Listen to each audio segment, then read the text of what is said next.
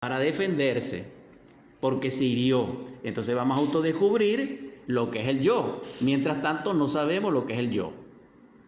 Y esta es la exhortación en esta estadía de la edición número 12 de Construyendo Humanidad.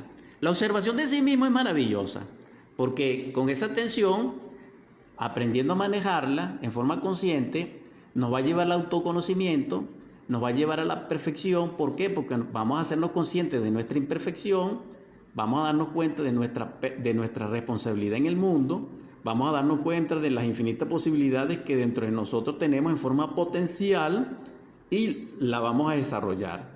Esto significa un cambio en el nivel de ser. Esto significa como un cambio a nivel de ciudadanía.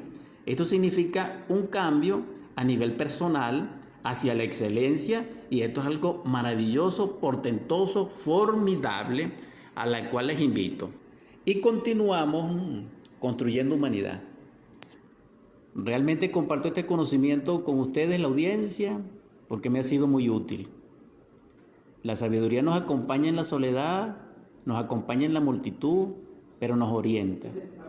Es el faro que en la tormenta nos guía y que tiene como núcleo la libertad, la paz, la comprensión, la compasión, el entendimiento.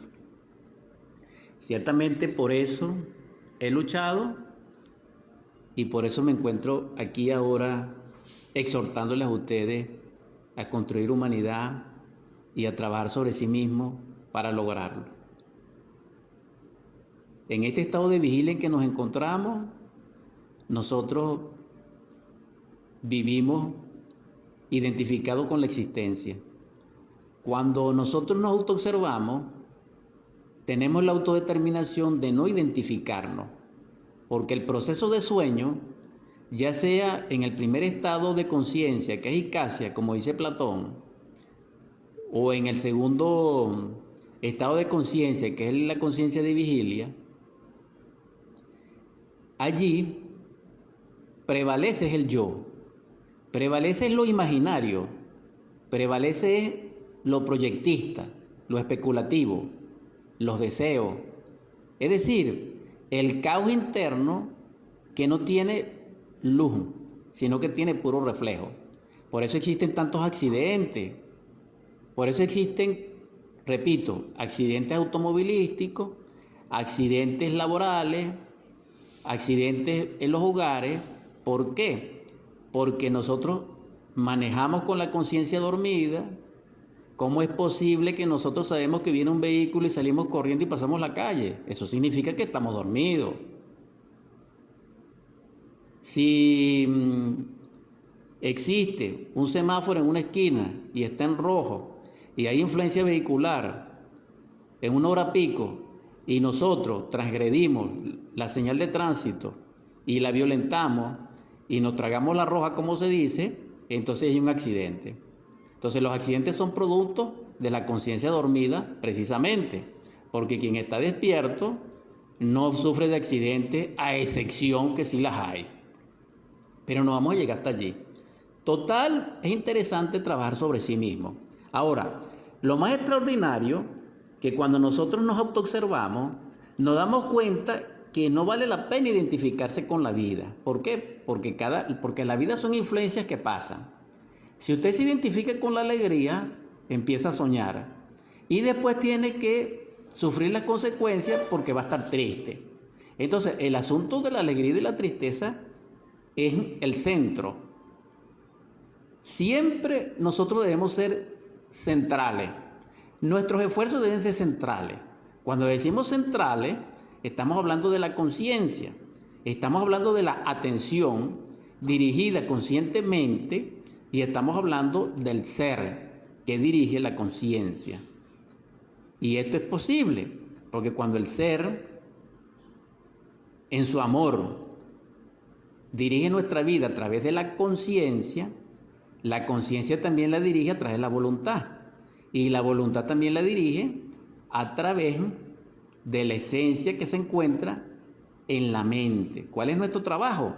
Sacar la conciencia de la mente para que quede libre. La verdadera libertad es esa.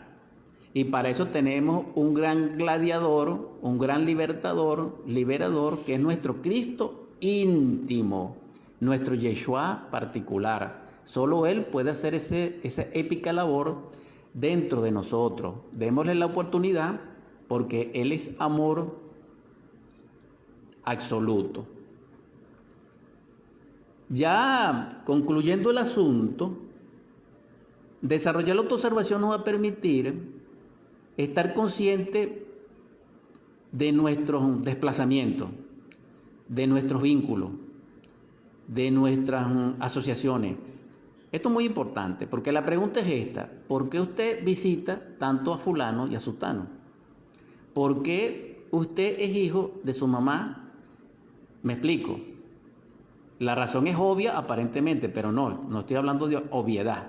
Estoy hablando de lo que no sabemos porque es invisible, pero está dentro de lo visible. Lo que quiero preguntar es como reflexión: si existen, un ejemplo, 7.000 millones de mujeres en el mundo, ¿por qué la nuestra precisamente es esa? ¿Por qué me encuentro aquí ahora, en esta sala, en este estudio, platicando con ustedes? ¿Y por qué ustedes están en ese momento escuchándome? Esa es la pregunta. Todo esto es interno y es psicológico y es causativo. Es decir, nosotros lo ignoramos. Pero aquel que está consciente a cierto nivel, aclaro, sí sabe el porqué del porqué. Mientras tanto, ignoramos que ignoramos. Y aquí se cumple la palabra que quiero recordar, parafraseando a Pablo, a los Corintios, cuando dice: y el que ignore, que ignore. Total, la exhortación es que despertemos. Y en ese despertar se abre para nosotros el escenario de que si rompemos con la identificación, si no nos identificamos con nada, no nos fascinamos. ¿Por qué? Porque el proceso del sueño de la conciencia y de la conciencia, repito, el proceso de sueño de la inconsciencia, cuando la conciencia está dormida, obviamente es identificación, fascinación y sueño.